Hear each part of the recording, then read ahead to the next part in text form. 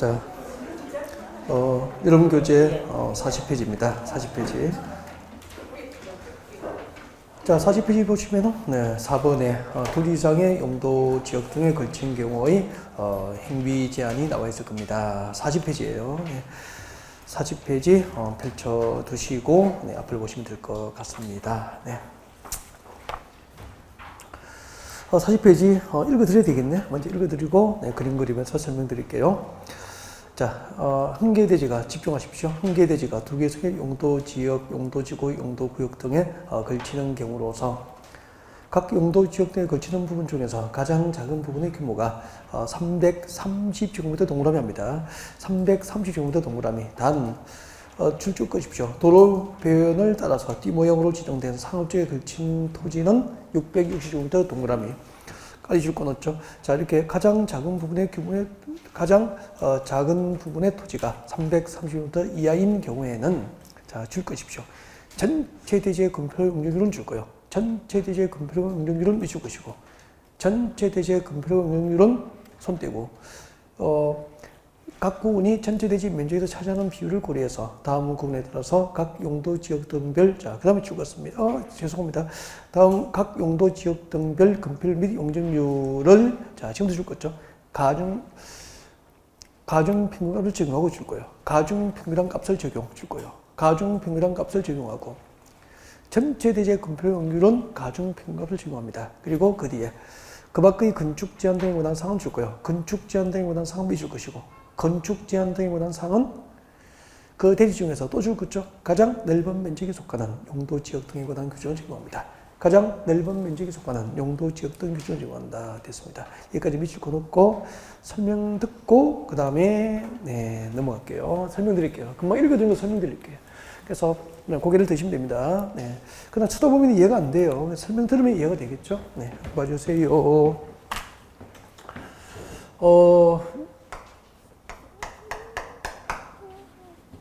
한계대지. 자, 원칙적으로 한계대지가 한계대지 1000제곱미터가 있다고 합시다. 한계대지 1000제곱미터예요. 1000제곱미터의 한계대지가 두 개 이상의 용도지에 걸치게 됐습니다. 예를 들면 뭐 두 개의 용도지에 걸치다고 할게요. 이렇게 두 개의 용도지에 걸치게 됐습니다. 한계대지 1000제곱미터가 두 개의 용도지에 걸치게 됐다. 자, 이렇게 걸쳤습니다. 1000제곱미터 중에서 여기 준주거지역입니다. 준주거지역에 700제곱미터 걸치게 됐고요. 그리고 여기는 제1종 일반 주거지역이에요. 제1종 일반 주거지역입니다. 1종 일반 주거지역에 걸친 면적이 300제곱미터예요. 지역결제. 한계대지가 이렇게 한계대지가 두 개 이상의 용도지에 걸치게 됐을 때, 둘 중 가장 작은 부분, 둘 중 가장 작은 면적이 330제곱미터 이하가 있으면 있어 없어요? 있죠. 가장 작은 면적이 330제곱미터 약 100평이잖아요. 330제곱미터 이하가 있으면 이 조문을 외워야 됩니다. 이 대지에 집을 지을 때, 이 전체 대지에 집 지을 때 건폐율과 용적률을 적용할 때는 건폐율과 용적률은 가중 평균값을 적용합니다. 가중 평균값. 이 조문을 못 외워오잖아. 그러면 아무것도 안 돼요. 그래서 이거 처음 하면 한 20번 읽어야 됩니다. 330제곱미터 이하가 있으면 전체 대지에 적용이 될 건폐율 용적률은 가중 평균값을 적용하고 이렇게 외우십시오. 건폐율 용적률은 가중 평균값. 그리고 건축 제한은 이 자체 시험 나온다고 말이에요.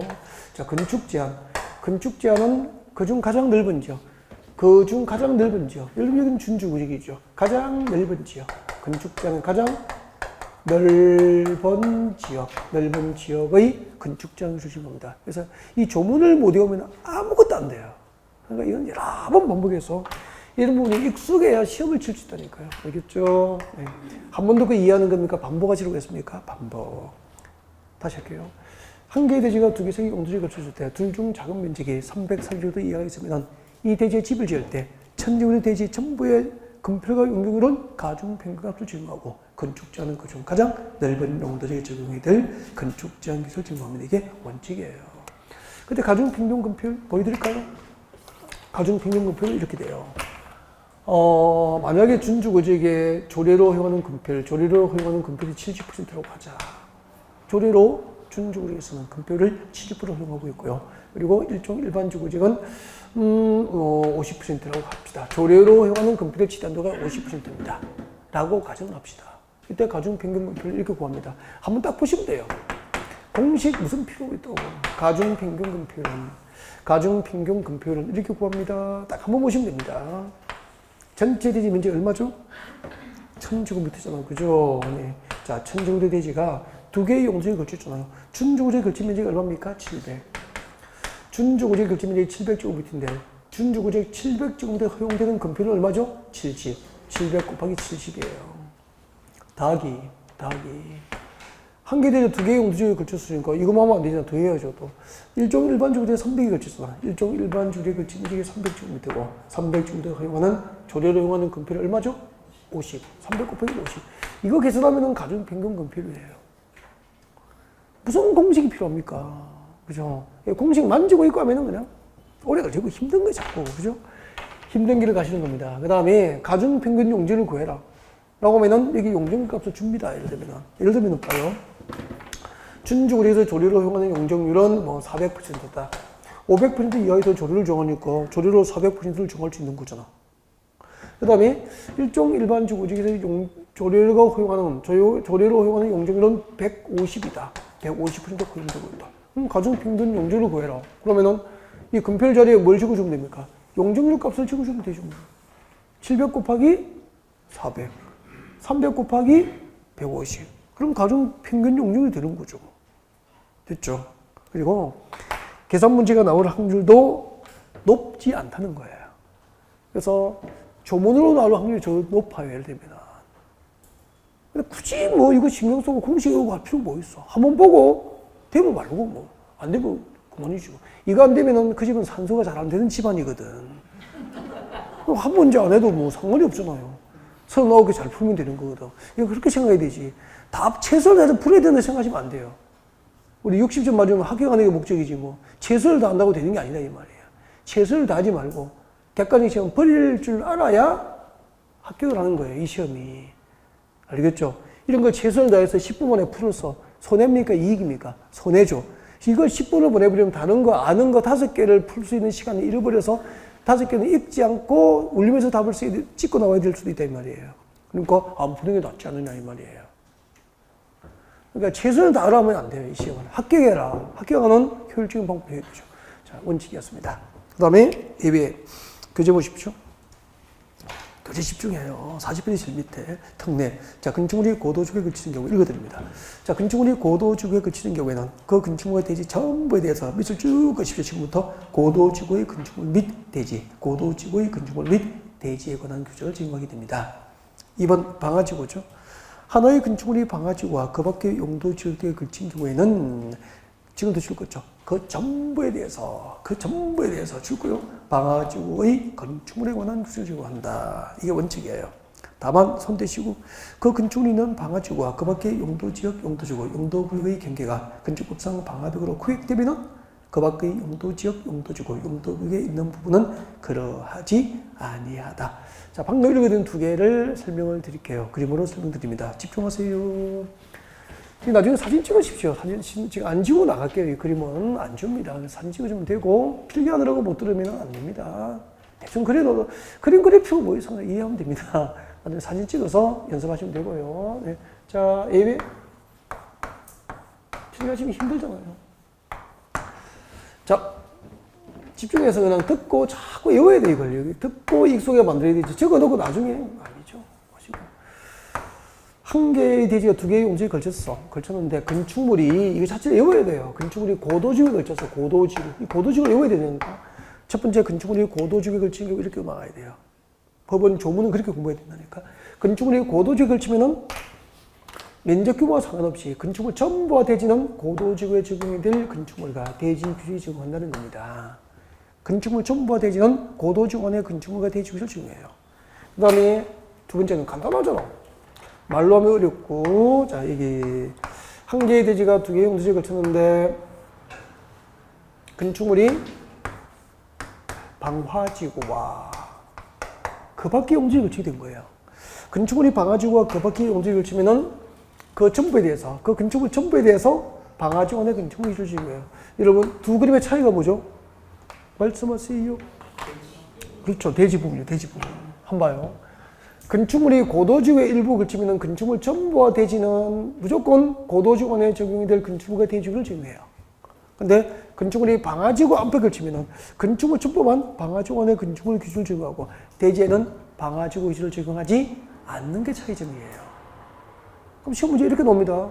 시험 문제가 자 근충물이 방아지구 안팎에 걸친 경우는 그 근충물과 대지 전부에 대해서 방아지원의 근충물 및 대지 규정이 적용된다. O 믿겠습니까? X. 대지가 들어가면 틀린 거죠. 문제 그렇게 나와요. 네. 근데 방아지구와 그 밖의 지역 사이에 방화벽으로 구획된 거예요. 보세요. 이렇게 구획되어 있다고. 무슨 벽이라고요? 방화벽이잖아. 화염의 확산을 막을 수 있는 벽인 거야. 이렇게 화염의 확산을 막을 수 있는 방화벽이 구획되면 여기에 이렇게 화재가 발생했어요. 화재가 발생해도 방화벽으로 구획돼 막아뒀기 때문에 이건 안전하잖아. 안전하니까 이때는 방화벽으로 구획되면 방화벽으로 구획된 밖의 건축물 부분은 방화지원의 건축물 기준을 적용하지 아니하게 된다. 그런 뜻이에요. 원칙과 예외를 다 설명드린 거죠. 그러면 이제 또 이해가 좀 필요하잖아요. 그래서 자, 같이 설명할게요. 여러분, 방화지구는 뭐죠? 목적이 뭐죠? 지정 목적이. 화재를 막을 방자니까 화재를 예방할 목적으로 지정합니다. 그래서 우리 건축부에서는 방화지구에서 건축할 때, 방화지구에서 건축을 건축할 때 건축물의 주요 구조보는 내화 구조, 견딜내, 불합자. 내화 구조로 건축하게 하는 거예요. 그러면 이런 뜻이구나.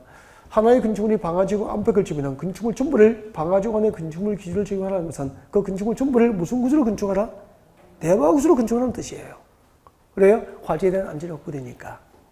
근데 땅이라는 것은 내화 구조로 해야 될 대상이 아니니까 대지에는 방화지원의 기준을 적용할 필요가 있어 없어? 없죠. 이해하셨죠? 네.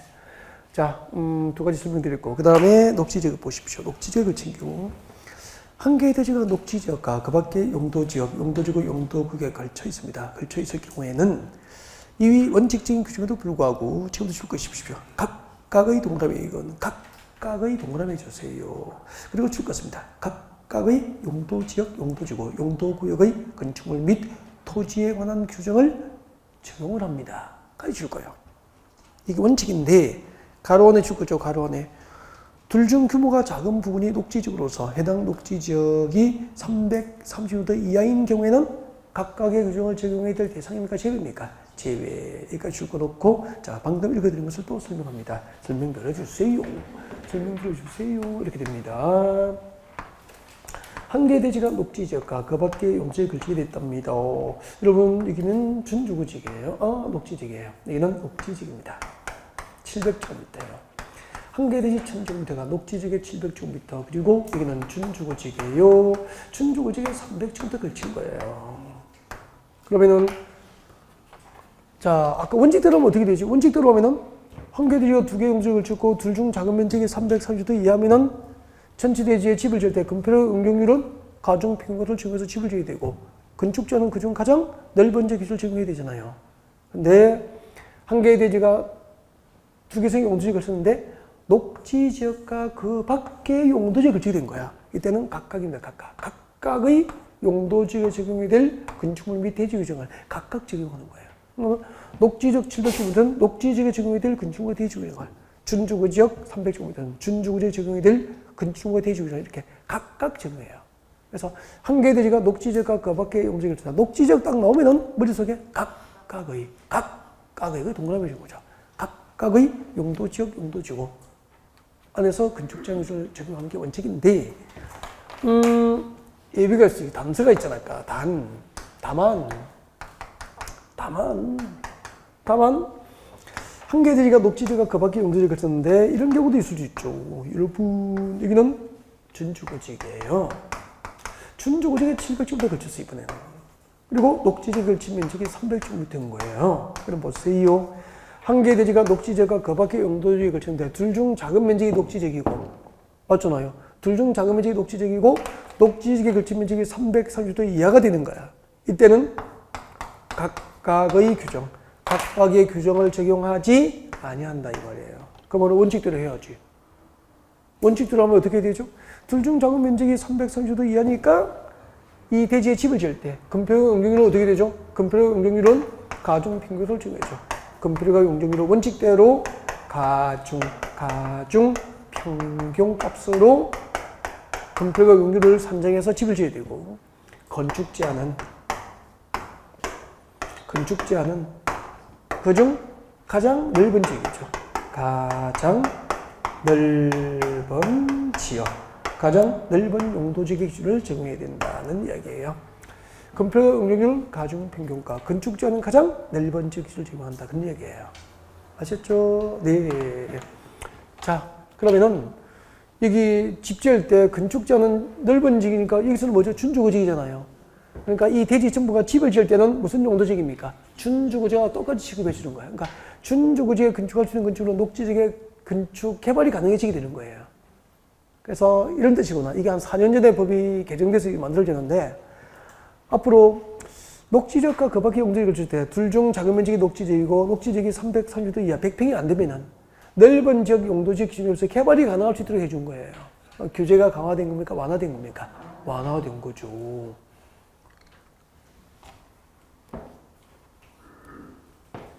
이걸, 이 그림을 보고요, 말하는 연습이 돼야 돼요. 이 그림만 보고 말을 못하면 조문을 못 외운 거고요. 조문을 못 외우면 아무것도 접근이 안 돼요. 문제에 접근이 안 되니까 이걸 연습을 하셔야 됩니다. 아셨죠? 네.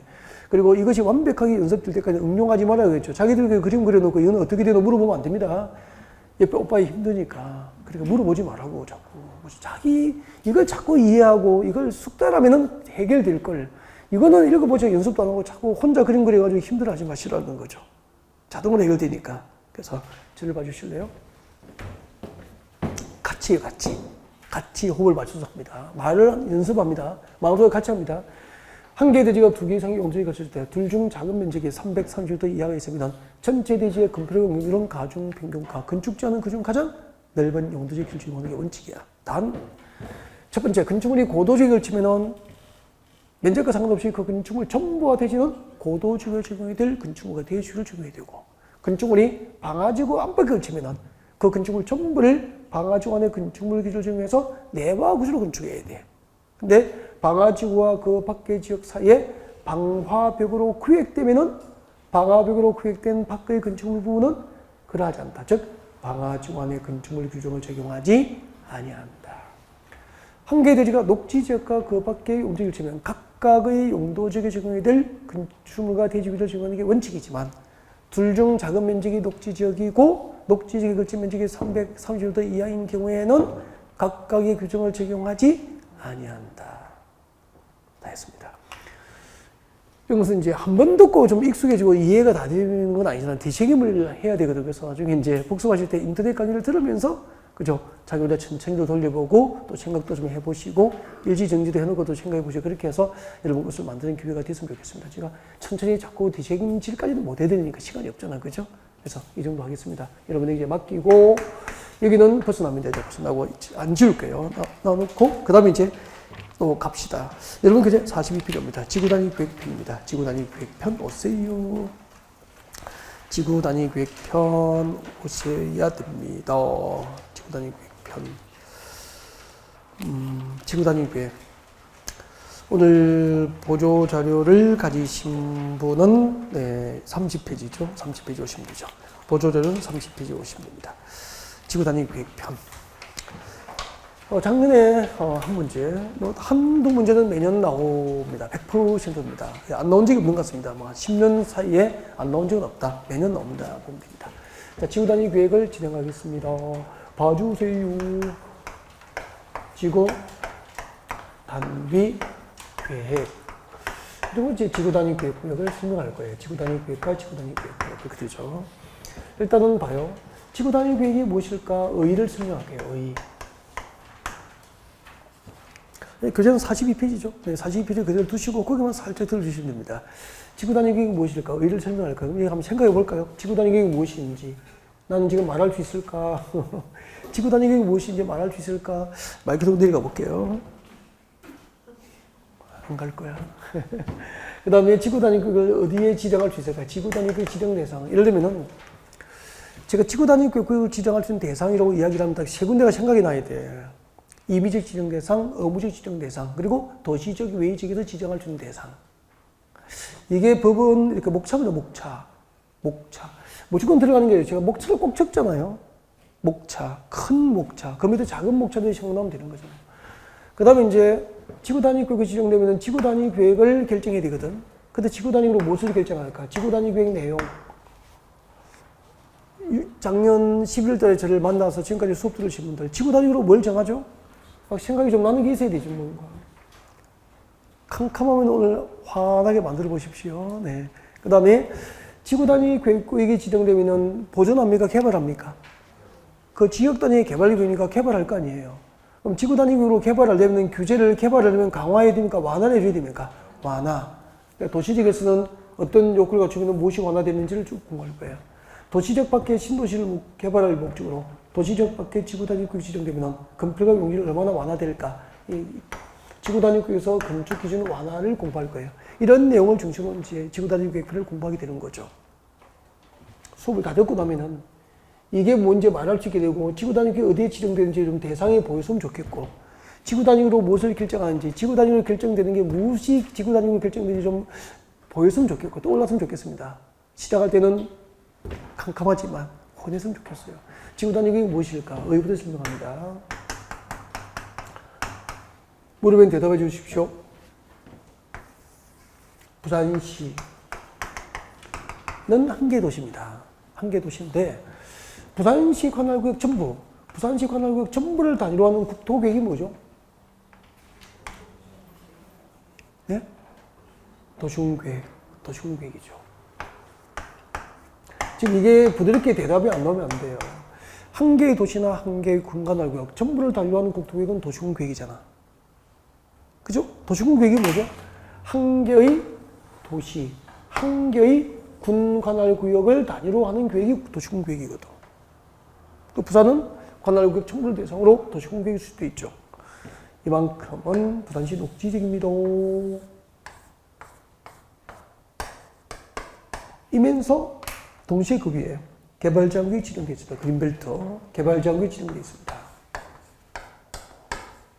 녹지지역이면서 그린벨트예요. 개발지역인데 녹지지역 위에 지정된 봐요. 녹지지역이었고 그 위에 개발지역으로 묶여 있었잖아요. 녹지지역 위에 지정된 그린벨트 해제가 된 거예요. 이렇게 그렇게 생각하시면 됩니다. 이렇게 녹지지역 위에 지정된 그린벨트가 해제가 됐어요. 이렇게 잘 보십시오. 이번에 녹지지역에서 해제된 지역은 그린벨트 해제된 지역, 녹지지역에서 개발지역의 그린벨트 해제된 지역은 부산시 도시공계획 수립 대상 지역 중 전부입니까? 일부입니까? 일부. 이렇게 한 개의 도시나 한 개의 군관할구역 중 일부 지역 단위를 무슨 단위라고 했습니까? 지구 단위라고 합니다. 지구 단위. 지구 단위가 무슨 뜻이죠? 도시 또는 군 관할구역 중 전부입니까? 일부입니까? 일부 지역 단위를 말하는 거죠. 부산시는 도시잖아. 하나의 도시고 이 도시 중 일부 지역 단위를 지구 단위라고 하는 거예요. 그리고 그 일부 지역 단위의 도시군 관리 계획을 무엇이라고 합니까? 지구 단위 계획이라고 합니다. 여러분, 도시 또는 군 관할구역 중 일부 지역 단위가 뭐죠? 지구 단위. 일부 지역 단위의 도시군 관리 계획이 뭐죠? 지구 단위 계획이 되는 거죠. 지구 단위 계획. 그 지구 단위 계획이 무엇인지 작년에 시험 나왔다니까요. 이렇게 문제, 작년에 기출문제. 도시군 계획 수립 대상 지역 중 일부 지역을 단위로 토지용의 합리화, 도시기능 증진, 그리고 미관 개선, 양호한 환경 확보를 목적으로 수립하는 도시군 관리 계획에 해당하는 것은 답은 뭐죠? 지구 단위 계획. 이거 작년에 시험 문제잖아. 근데 문제가 이렇게 나오면은 또 다 맞출 것 같죠? 정답률이 또 50%가 안 되는 거예요. 그러니까 뭔가를 했는데 책도법에는 지구 단위 계획이 뭔지 말 한마디 못 한다는 거죠. 그죠? 그리고 계획을 하려면 구역이 지정돼야 돼요, 구역을 지정해야 되는데, 자, 그때 이제 지구 단위 계획을 수립하려고 도시군 관리구로 결정하여 고시하면은 무슨 구역이 되는 겁니까? 지구 단위 계획 구역이 되는 거예요. 그러면 계획이 먼저입니까? 구역이 먼저입니까? 구역이 먼저 지정돼야 되는 거야. 이렇게 지구 단위 계획 구역이 지정되면 그날부터 몇 년 내에? 3년 내에. 구역 지정이 결정 고시면 그다음부터 3년 내에 지구 단위 계획을 공식적으로 결정해서 고시하고 그 결정 고시된 지구 단위 계획으로 그린벨트 지역이 개발되는 거예요. 또 앞 시간에 시가 맞추는 거예요. 여기 봐요. 아까 도시적과 그 주변 지역에서 무질서하게 시가 지어 조성되면은 이거 방지하려고 여기 만든 게 뭐죠? 시가 맞추는 거 얘기했지. 시가 맞추는 거 얘기했잖아요. 그 시가 맞추는 게 해제가 됐어. 시가 맞추는 게 해제가 되면은 여기 뭐요? 시가 맞추는 게 해제된 지역은 한 개의 도시 단위로 군 단위로입니까? 도시 또는 군 관할 구역 일부 지역 단위입니까? 일부 지역 단위. 그럼 그 일부 지역 단위로 개발구역 수립해서 개발하면 되잖아요. 그래서 시가 맞추는 구역으로 묶여있다가 해제가 되면은 여기도 무엇을 지정합니까? 지구 단위 구역을 지정하고 3년 내 지구 단위 계획을 결정고시해서 그 결정고시된 지구 단위 구역으로 계획적으로 개발되어서 도시지역의 편입이 이렇게 되는 거예요. 이렇게 연결되는 거라고. 아, 이제 지구 단위 계획이 무엇인지, 지구 단위 계획이 무엇인지 아셨죠? 네. 여러분, 한 개의 도시나 군 단위로 수립하는 국토계획은 도시군 계획이고, 도시군 계획 수립 대상 지역 중 일부 지역 단위의 도시군 관리 계획이 뭐죠? 지구 단위 계획. 지구 단위 계획을 수립하기 위해서 지정하고 변경하는 것을 도시군 관리로 결정고시한 구역은 지구 단위 구역 그렇게 되는 거예요. 자, 그 다음에 지구 단위 구역을 어디에 지정할까요? 지정 대상 교재 한번 볼까요? 42페이지. 제일 위에 지구 단위 계획이라 하면 시험 많이 나왔잖아요. 24회, 26회, 24회, 26회. 작년에 나왔으니까 30회. 그죠? 자주 나오네. 지구 단위 계획이라 하면 밑줄 그십시오. 도시군 계획 수립 대상 지역.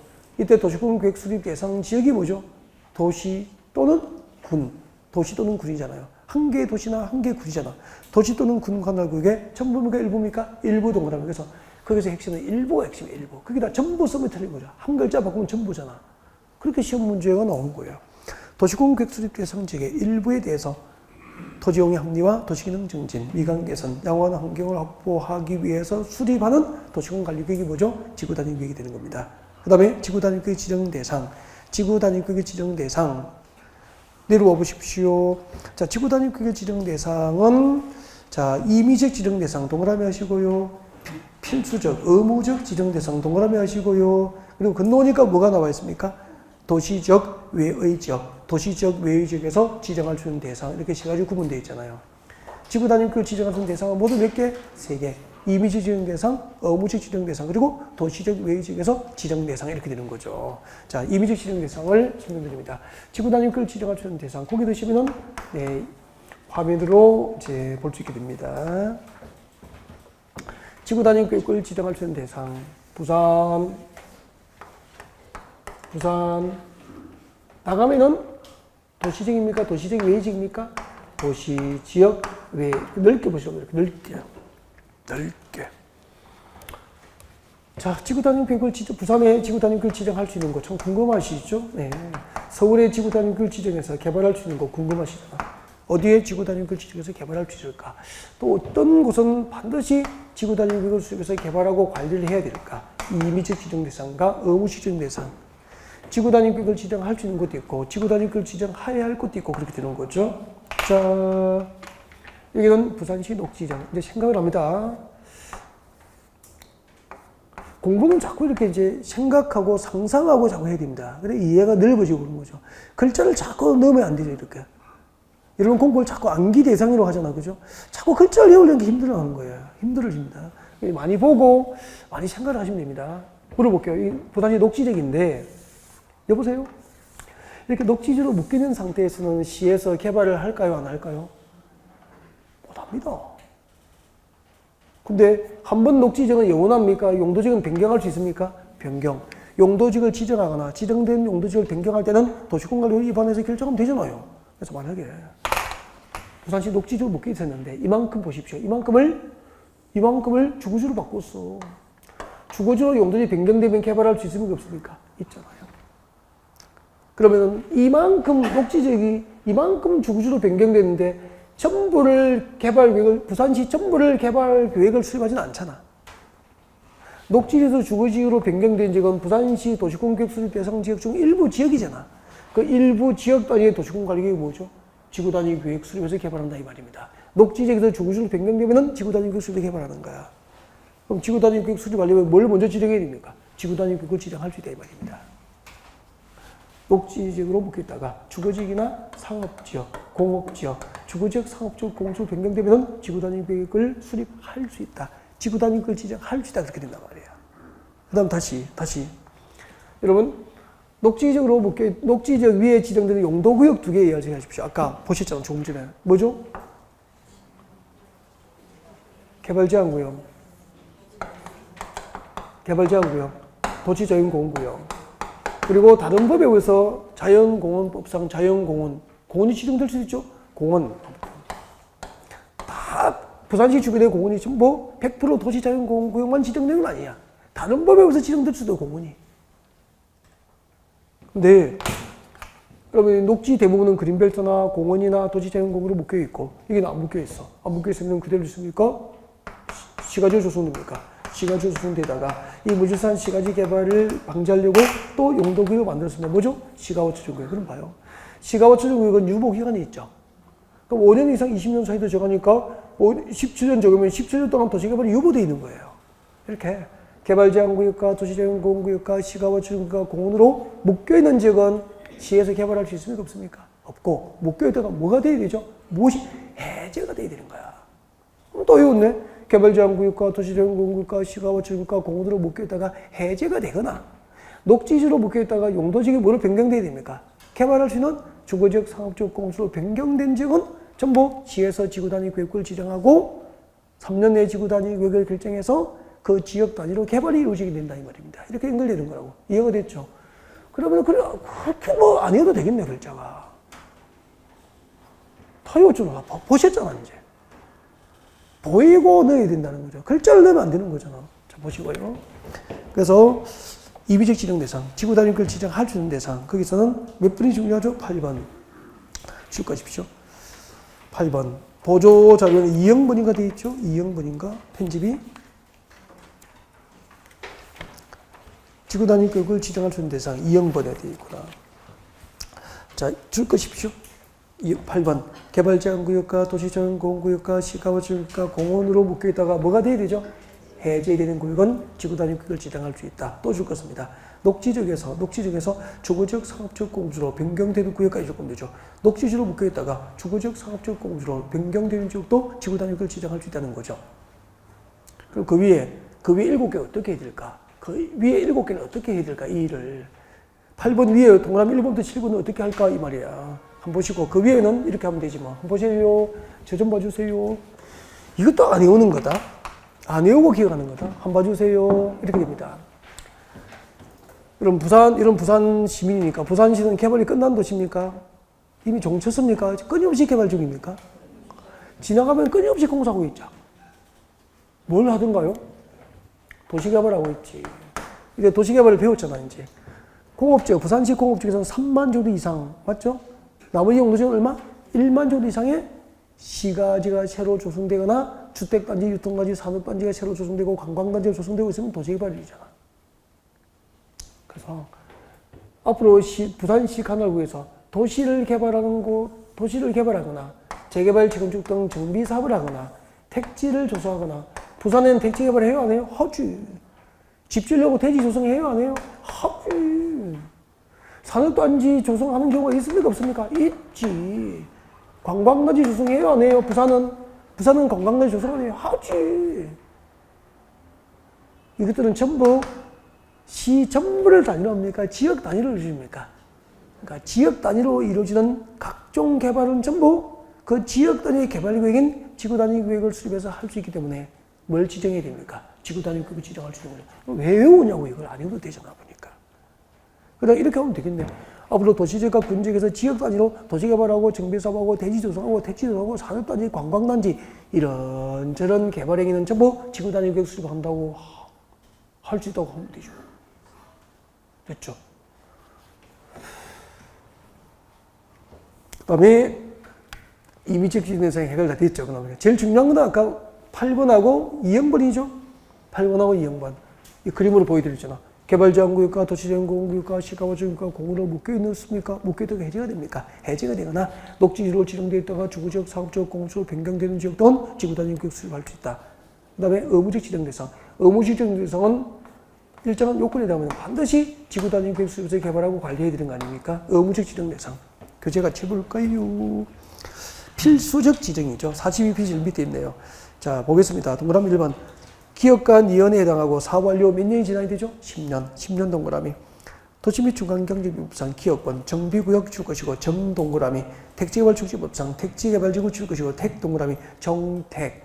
정택이는 몇 년? 10년. 정비구역과 택지개발지구에서 시행된 사업 완료. 정비구역과 택지개발지구에서 시행된 사업 완료 몇 년? 10년이 경과됐거나 그런 얘기예요. 그리고 다음 지역. 다음은 밑에 두 개 나와 있죠? 기역, 니은 나와 있습니다. A, B. 자, 기업과 니은에 해당하면서 면적이 30만 제곱 이상 동그라미입니다. 30만 제곱 이상이면 의무적 지정 대상이 됩니다. 기업 줄 거죠? 시가와 지정구역과 공원에서 해제되는 구역 줄 거예요. 아까 조금 전에 시가와 지정구역과 공원으로 묶여있다가 해제되는 지역은 지구 단위 구역을 지정할 수 있었잖아요. 그 해제되는 지역의 면적이 얼마 이상이면 30만 제곱 이상이면 의무적, 필수적 지정 대상으로 바뀌어버리는 거예요.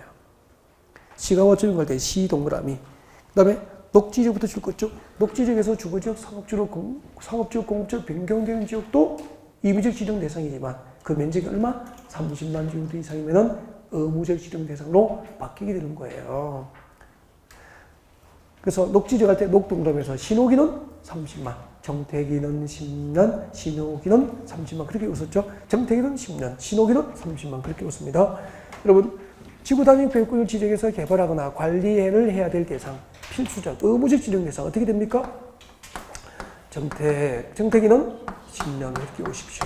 정태기는 10년 그리고 신호기는 30만. 정태기는 10년, 신호기는 30만 이렇게 합니다. 정태기는 10년, 신호기는 30만. 정태기는 10년, 신호기는 30만 그렇게 합니다. 이렇게 연습 좀 하셔야 되겠습니다. 봐주십시오. 정비구역과 택지개발지구에서 시행된 사업 완료 10년이 경과된 지역이거나 시는 뭐죠? 정확하게 시가와 지정구역과 공으로 묶여있다가 해제된 지역 중에서 그 면적이 30만 제곱미터 이상이거나 녹지주로 묶여있다가 주, 상, 공으로 변경된 지역 중에서 그 면적이 30만 제곱 이상이 되면 의무적으로 지구단위구역을 지정해야 한다. 정태기는 10년, 신호기는 30만. 자, 지금까지 도시적입니다. 도시적. 도시적에서 지구단위구역을 지정할 수 있는 대상이었습니다. 도시적에서 지구단위구역을 지정할 수 있는 대상 그렇게 되죠. 그 다음에 이제 도시적 외의적인데 저는 여기가 더 중요하다고 친 거예요. 여기서 어떻게 해야 되냐면은 도시적 밖에서 지구단위구역을 지정할 수 있는 대상, 도시적 밖에서 지구단위구역을 지정할 수 있는 대상은 목차를 외워야 됩니다. 일단 이걸 외워야 됩니다. 목차를. 이걸 지금 좀 봐요. 우리 이제 작년 11월 정도 되는 저하고 지금 세 번 하고 네 번째 하거든요. 네 번째 하면은 이 정도는 이제 말할 수 있어야 되는 거 안 보고 줄줄줄 나와야 돼요. 계획관리지역이 되죠. 일단 도시적 밖에서 용도지역이 계획관리지역이 됩니다.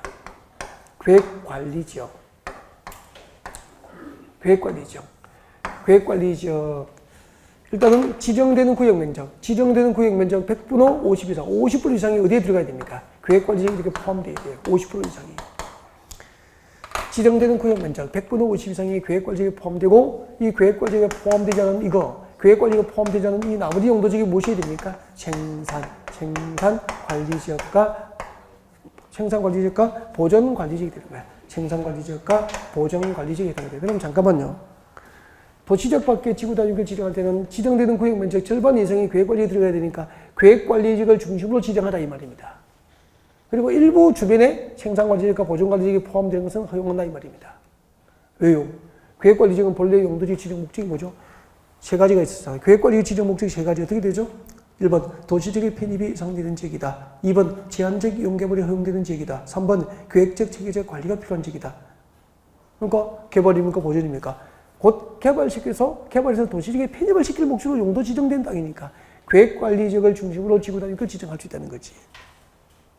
지정되는 구역 면적 100분의 50 이상이 계획관리지역에 포함되고 나머지 용도지역이 생산관리지역이고 보존관리지역이고 여기다가 아파트를 짓고 연립주택 지으려면은 아파트나 연립주택 건설비용이 포함된 경우에는 면적이 원칙주로 얼마죠? 계획관리지역 원칙주로 얼마죠? 30만. 원칙주로 30만 정도 이상은 돼야 된다는 거죠. 그러면은 여기다가 이 도시적 밖에다가 무엇을 지정합니까? 지구 단위 계획구역을 지정하는 거죠. 그럼 지구 단위 계획구역 구역이 지정되면은 몇 년 내에? 3년 내에 그 지역 단위의 개발 계획인 지구 단위 계획을 결정고시하고 결정고시된 지구 단위 계획으로 신도시로 개발되는 거예요. 이렇게. 그러면은 여러분 이게 서울입니다. 이게 서울이라고 하자. 그럼 여기는 도시지입니까? 도시적 밖입니까 지금? 도시적 밖이잖아. 그러면 대한민국에서는 도시적이 아닌 곳에 아파트나 열주택 위주로 신도시를 만들려면 최소 면적이 얼마 이상? 30만 제곱 이상이 돼야 된다는 얘기입니다. 부산은 해운대 신도시가 흔들렸잖아요. 그 해운대 장산 신도시가 부산 행정구역은 부산시인데 신도시를 만들기 전에 용도적인 도시적이 아니었거든요. 그죠? 도시적 밖에 이렇게 신도시를 만들려면 아파트 위주로 신도시를 만들려면 면적이 얼마 나와야 됩니까? 30만 제곱. 해운대 신도시는 30만 제곱 이상이잖아요. 그리고 그 다음에 한번 봐요. 그럼 30만 제곱 이상 규모로 아파트를 지었는데 그럼 여기 아파트 사시는 분들, 해운대 신도시 사시는 분들은 출근을 어디로 합니까? 다 시내로, 부산 시내 이쪽으로 넘어와야 될 거 아니에요, 대부분. 그죠? 저쪽으로 가는 경우는 별로 없거든. 이쪽으로 오셔야 되거든. 그러니까 무엇이 필요합니까? 도로 등 지하철, 도로 등 기반시설 공급이 가능한 지역이 되는 거야. 그래서 도로, 누구는 자가용 타고 와야 되니까 강한대교 만들어 준 거고, 장기적으로. 누구는 지하철 타야 되니까 지하철 넣어준 거 아닙니까? 장산에 지하철 가죠. 함영신도에서 지하철 올라가죠. 다 올라간 거야.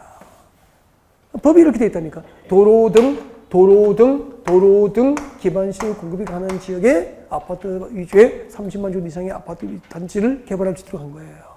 그래서 서울도 마찬가지예요. 서울 외곽의 위성도시에 30만 제곱 이상의 아파트 단지로 개발된 지역은 거의 지하철 들어가거든. 거의 들어갑니다. 거의. 그리고 당연히 이게 자연환경 해치지 않고 문화재 훼손 우려가 없는 지역이어야 신도시 개발을 허용해야 되지 뭐. 그죠? 문화재 훼손 우려가 있는 지역에. 경주 불국사 밀어버리고 아파트 지으라고 하지도 않잖아, 법이. 그거 똑같은 거라고, 이게. 그런데 시험은 이렇게 내려가지도 않던데. 거의 목차고요. 거의 목차고 내려가면은 이 정도까지. 그 이상 내려간 것은 시험하고는 거의 관계없어요. 그럼 다시. 도시적 밖의 지구 단위를 지켜서 신도시에 개발되기 위해서는 지정되는 구역 면적 100분의 50 이상이 계획관리지역에 포함되고 나머지가 생산관리지역과 보존관리지역이면서 여기다가 아파트 짓고 열지를 지으려면 면적이 얼마 이상 돼야 됩니까? 30만 제곱 이상이면 지구 단위를 지정해서 신도시로 개발될 수 있는 거예요. 두 번째는 개발진흥지구죠. 개발진흥지구 찾았습니까? 개발진흥지구가 지정되고 그 개발진흥지구가 신도시 개발을 위해서 요건을 갖춰야 돼요. 개발진흥지구가 신도시 개발을 위해서 요건을 갖추면 여기다가 지구 단위구를 지정해서 신도시로 개발되는 거예요. 그때 개발진흥지구가 지구 단위구를 지정되려면은 계획관리지역 지정 요건, 두 번째 이하의 요건을 똑같이 갖춰야 돼요. 두 번째 이하 요건. 그러니까 여기도 아파트 짓고 열주택 지으려면 면적을 얼마? 30만 제곱 이상 나와야 되고 도로 등 기반시설 공급이 가능한 지역이 되고 자연환경 해치지 않고 문화재 훼손 우려가 없어야 되는 거야. 근데 이쪽은 시험에 거의 안 나온다고 그랬잖아요. 밑으로 내려가면은. 그럼 필요 없죠. 뭘 외워야 되냐 하면은 우리 개발정지구 몇 개 있습니까? 5개. 5개 개발정지구 5개. 저를 보고요. 5개 이야기해요. 주거개발정지구, 산업유통개발정지구, 관광휴양개발정지구, 그리고 복합개발정지구, 그리고 특정개발정지구. 저 평소에 여러분 존경하고 있습니다. 5개 다 거의 외우셨네. 좋다. 잘하신다. 어제 이거 못 외워가지고 제가 교탁을 확 흔들어버렸잖아. 7층에서. 원장님이 주소 왔다? 쉬는 시간에. 진짜. 진짜. 여러분 열심히 하고 계시네요. 야, 대단하다. 그런데 봐요. 그 개발정지구가 일정한 용도적 위치에 이것만 이용해. 3개인데 하나만 외워도 돼요. 주거개발진흥지구. 교재 보시고 찾았습니까? 주거개발진흥지구. 주거기능이 포함된 복합인데 가로 안에 보니까 주거기능 포함되어 있죠? 주거기능이 포함된 복합개발정지구. 그리고 특정개발진흥지구. 이 3개. 이거 3개는 주거개발진흥지구와 주거기능이 포함된 복합개발진흥지구와 특정개발진흥지구는 어디에 위치해야 지구 단위구를 지정할 수 있죠? 도시적 밖에서 어디에 위치해야 되죠? 계획관리지역 안에 위치해야 되는 거야.